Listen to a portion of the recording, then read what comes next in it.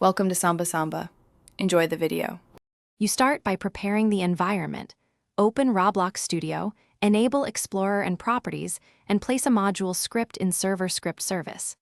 Once done, name it clearly, for example Custom Events, and initialize a table to hold events. You do this so code is centralized and reusable. Then define basic functions in that module to create, store, and return event objects. This is the first actionable step toward making a custom event system that other scripts can require and use.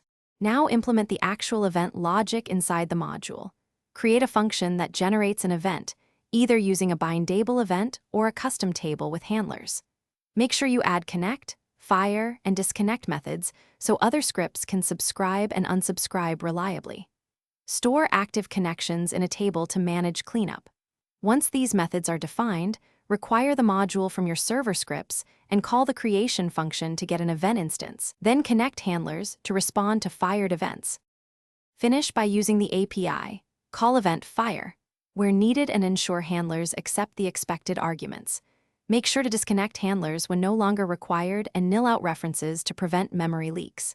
If something goes wrong, first check that scripts require the correct module path and that you aren't mixing server-only and client-only contexts incorrectly.